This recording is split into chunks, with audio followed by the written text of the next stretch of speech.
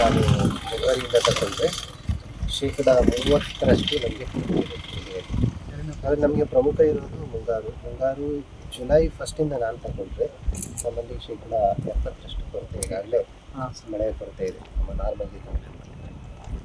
So ಅದರಿಂದ ಈ ಮುಂಗಾರು ಬೆಳೆನಲ್ಲಿ ಏನಾಗಿದೆ, ನಮಗೆ ನಮ್ಮ ಖುಷ್ಕಿ ಬೆಳೆಗಳ ಬಿತ್ತನೆ ಈಗಾಗಲೇ 80% ಬಿತ್ತನೆ ರೈತರು ಮಾಡ್ತಿದ್ದಾರೆ.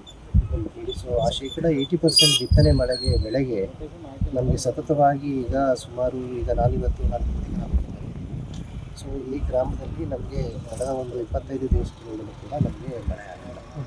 ಪ್ರಮುಖವಾಗಿ ನಮಗೆ ಖುಷ್ಕಿಯಲ್ಲಿ ಈಗ ನಮಗೆ ಸೂರ್ಯಕಾಂತಿ ಮತ್ತು ನಮ್ಮ ತೊಗರಿ ಬೆಳೆ, ಸೊ ಈ ಬೆಳೆಗಳನ್ನು ನಮ್ಮ ರೈತರು ಬೆಳ್ಕೊಂಡಿದ್ದಾರೆ. ಹತ್ತಿ ಕೂಡ ಹಾಕಿದ್ದಾರೆ ಹಲವಾರು ಕಡೆ. ಸೊ ಮಳೆಯಾಧಾರಿತ ಬೆಳೆ ಆಗಿರೋದ್ರಿಂದ ಯಾವುದೇ ಪ್ರೊಟೆಕ್ಟಿವ್ ಇರಿಗೇಷನ್ ಕೂಡ ಏನಿಲ್ಲ. ಸೊ ಇದು ಕಮಾಂಡ್ ಏರಿಯಾ ಕೂಡ ಅಲ್ಲ. ಆದ್ದರಿಂದ ನಿಜವಾಗಿಯೂ ಈಗ ನಾನಿವತ್ತು ಫೀಲ್ಡಲ್ಲಿ ನೋಡ್ತಾ ಇರೋ ಹಾಗೆ ಮಾಯಿಶ್ಚರ್ ಸ್ಟ್ರೆಸ್ಸು ನಮಗೆ ನಮ್ಮ ಐಗೆ ವಿಸಿಬಲಿ ಕಾಣ್ತಾ ಇದೆ. ಗಿಡಗಳು ಕೂಡ ಈಗಾಗಲೇ ಅದರ ಬೆಳವಣಿಗೆ ಕುಂಠಿತ ಆಗಿದೆ. ಸೊ ಈಗಾಗಲೇ ಗಿಡಗಳ ಬೆಳವಣಿಗೆ ನಾವೀಗ ಏನು ಒಂದು 100% ಆಗಬೇಕು ಅಂತ ಹೇಳಿದ್ರೆ 30% ಅಷ್ಟೇ ಈಗ. ನಮಗೆ ಇಲ್ಲಿ ಡ್ರೈಲ್ಯಾಂಡ್ ಒಂದಾಯ್ತು ಸರ್, ಮಳೆ ಆಶ್ರಿತ ಭೂಮಿ ಒಂದು ಕಡೆ ಅಂದರೆ ಇನ್ನೊಂದು ಕಡೆ ಡ್ಯಾಮ್ಗಳು ಬರ್ತದೆ. ಅಂದರೆ ಸೂಪರ್ ಎಲ್ನಿನೋ ಪರಿಣಾಮವಾಗಿ ತಮಗೆ ಗೊತ್ತಿರೋ ಹಾಗೆ ಸೂಪರ್ ಎಲ್ನಿನೋ ಪರಿಣಾಮವಾಗಿ ನಮಗೆ ಕ್ಯಾಚ್ಮೆಂಟ್ ಜಿಲ್ಲೆಗಳು ಅಂದರೆ ನಮಗೆ ಚಿಕ್ಕಮಗಳೂರು, ಶಿವಮೊಗ್ಗ ಈ ಜಿಲ್ಲೆಗಳಲ್ಲಿ ಮಳೆ ಬಿದ್ದರೆ ನಮ್ಮ ತುಂಗಭದ್ರಾ ಜಲಾಶಯಕ್ಕೆ ನೀರಿನ ಹರಿವು ಇರ್ತದೆ. ಸೊ ಅಲ್ಲಿ ಮಳೆ ಕಡಿಮೆ ಆಗಿದ್ದರಿಂದ ಸೊ ಈಗ ನಮ್ಮ ನೀರಿನ ಹರಿವು ಕೂಡ ನಾವು ನಿಗದಿತ ಪ್ರಮಾಣದಲ್ಲಿ ಬಂದಿಲ್ಲ. ನಾವು ಹೇಳಿದ ಹಾಗೆ ಈಗ 28 TMC ಅಷ್ಟು ನೀರು ಜಲಾಶಯದಲ್ಲಿ ಇವತ್ತು ಇದೆ. ಕಳೆದ ಬಾರಿ ಇದೇ ಸಮಯಕ್ಕೆ 80 TMC ನೀರು ಜಲಾಶಯದಲ್ಲಿ. ಈಗಾಗಲೇ ಬೆಳೆಗಳಿಗೆ ಕೂಡ ನಮ್ಮ HLC ಮೂಲಕ ನೀರನ್ನು ಬಿಡುಗಡೆ ಮಾಡಿದರು. ನಮ್ಮ ಜಿಲ್ಲೆಯ ಭತ್ತದ ಬೆಳೆ ಪ್ರಮುಖವಾಗಿ ನಮ್ಮ HLC ಕಾಲುವೆಯ ನೀರಿನ ಮೇಲೆ ನಿಂತಿದೆ. ಸೊ ಅದು ಕೂಡ ಇವತ್ತು ರಿಲೀಸ್ ಆಗಿಲ್ಲ. ಆದ್ದರಿಂದ ಭತ್ತದ ಬಿತ್ತನೆ ಕೂಡ ನಮ್ಮಲ್ಲಿ ಇದುವರೆಗೆ ರೈತರು ಮಾಡೋಕ್ಕೆ ಆಗಿಲ್ಲ. ಎಲ್ಲೆಲ್ಲಿ ಪ್ರೊಟೆಕ್ಟಿವ್ ಇರಿಗೇಷನ್ ಇದೆ ಅಲ್ಲಿ ಮಾಡಿದ್ದಾರೆ.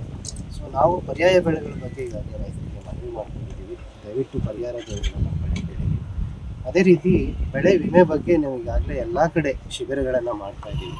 ಅದನ್ನು ಪ್ರಮೋಟ್ ಮಾಡ್ತಾ ಇದ್ದೀವಿ. ಬೆಳೆ ವಿಮೆ ಸರಿ ಮಾಡಿಸ್ಕೊಳ್ಳಿ, ರೈತರು ಪರಿಹಾರ ಸಿಗುತ್ತೆ ಅಂತ ನಾವು ಮನವಿ ಮಾಡ್ತೀವಿ. ಸರಿಗೆ ಜೀವಸತ್ವನೇ ಇಲ್ಲ ಬೆಳೆಗಳಿಗೆ. ಸಾಕಷ್ಟು ಹಾಲು ಪೂರ್ತಿ ಬೆಳವಣಿಗೆ ಬಂದರೂ ಕೂಡ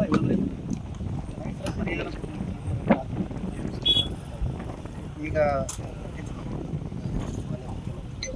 ಮತ್ತು ಈಗಾಗಲೇ ನಮ್ಮ ಎಲ್ಲ ಜಿಲ್ಲೆಗಳಲ್ಲಿ ಸವಾಲಾಗಿದೆ. ಸೊ ಅವರ ಸೂಚನೆ ನಾವು ಎಲ್ಲ ಕ್ಷೇತ್ರ ಮಟ್ಟದಲ್ಲಿ ರೈತರ ಅಲ್ಟಿಮೇಟ್ಲಿ ನಮ್ಮಲ್ಲಿ ಕೇಂದ್ರ ಕಚೇರಿಯಿಂದ ಈ ಹವಾಮಾನದ ದತ್ತಾಂಶಗಳನ್ನು ಅವರು ಮಾನಿಟರ್ ಮಾಡ್ತಾ ಇರ್ತಾರೆ. ಸತತವಾಗಿ ನಮ್ಮದು ರೈಸ್ ಪೆನ್ನು ಎಷ್ಟು ಬರ್ತಾ ಇದೆ ಅಂತ ಹೇಳಿ.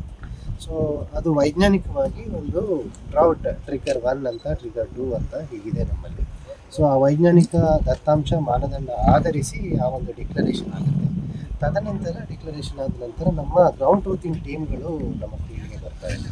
ಗ್ರೌಂಡ್ ಟ್ರೂತಿಂಗ್ ಟೀಮ್ಗಳು ಬಂದು ಇಲ್ಲಿಯ ಪರಿಸ್ಥಿತಿನ ಅವಲೋಕನ ಮಾಡಿ ವರದಿ.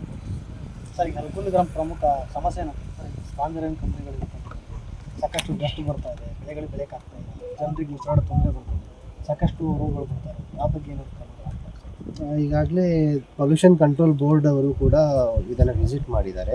ಸೊ ಅದರ ಮೇಲೆ ನಮ್ಮ ರೈತರು ನಮಗೆ ಕೂಡ ಬಂದು ಮನವಿ ಕೊಟ್ಟಿದ್ದಾರೆ. ಸೊ ಅದರಿಂದ ನಮ್ಮ ಅಸಿಸ್ಟೆಂಟ್ ಕಮಿಷನರ್ ಅವರು ಕೂಡ ನಾನು ತಿಳಿಸ್ಕೊಟ್ಟಿದ್ದಾರೆ. ಇದೆಲ್ಲ ಇನ್ಸ್ಪೆಕ್ಷನ್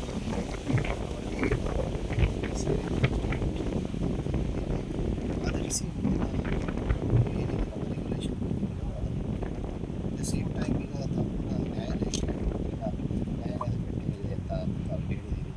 ಸೊ ಅದನ್ನು ನೋಡಿಕೊಂಡು ಖಂಡಿತವಾಗಿಯೂ ರೈತರಿಗೆ ಏನು ಅನುಕೂಲ ಮಾಡಬೇಕು ಇದರಲ್ಲಿ ಆ ನಿಟ್ಟಿನಲ್ಲಿ